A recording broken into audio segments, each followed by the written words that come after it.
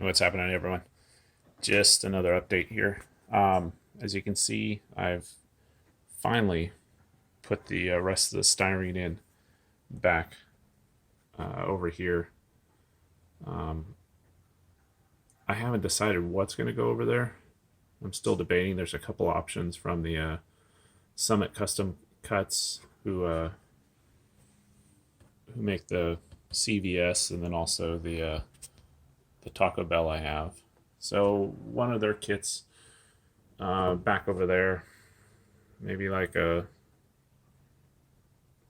don't know. So still looking for that. So I got that. I knew I was going to put concrete down, so that's why I went ahead and laid that down. Um, that's pretty much the only thing I've done on my standard gauge. What I have been doing, it's actually got a lot of scenery done on the narrow gauge. So it's kind of a loose interpretation of Silverton. So you can see I've got the grass there, and then the dirt road. It goes all the way down to the end there.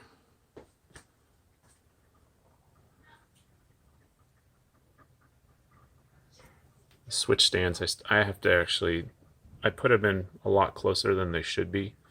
So some of the little larger cars were hitting on their way by. So I just got to re-drill those. But in the ballast over here, as you can see, the darker portion is still drying. It's been raining here, so high humidity. So it hasn't really had a good chance to dry. But it's going to be the light color that you see here will be the final color.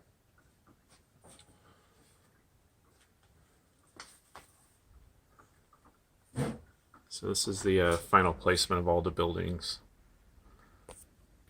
I added some coal down here, and then the sand for the sand house out here, and then the water tower. So as usual, I ran out of ballast to finish off the rest here. So that's a real quick fix. And the only other kind of change was this was actually going to be, well, actually was further down here, but I decided to move it up. I really like the building, so I wanted it closer to the to where you can stand, because as you can see, there's a cutout right here, so you're pretty much limited to standing right about here. So I didn't want it too far off. So that's the first wave of scenery to go through here. I'll probably do some more small little details, like adding some more little shrubs here and there. But I mean, it's overall, I like the way it's going. So now, just need to move on down to here.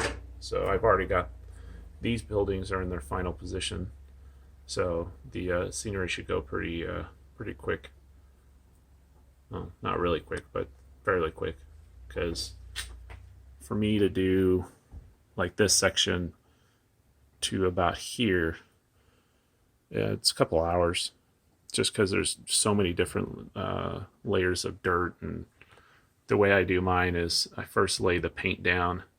While the paint's still drying, I start sprinkling dirt over, and I just use a sifter.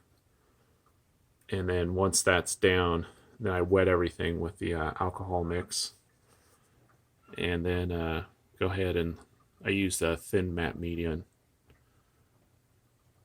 and just keep adding layers and layers and layers while it's drying, so it absorbs all the glue.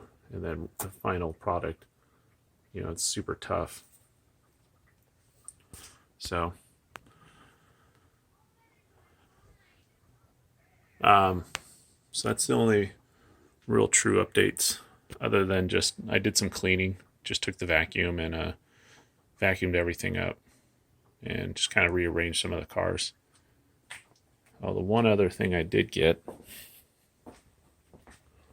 I thought was super cool, was this Ford pickup. So it's an F-150. It's made by Atlas.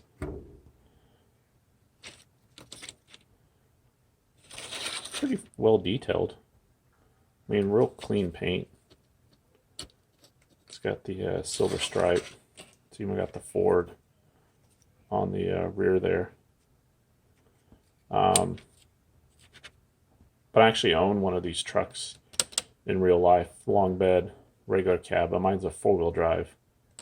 So I'm possibly looking to make this thing into a 4-wheel drive. I just got to find the tires, and I can, you know, build the frame and do all that.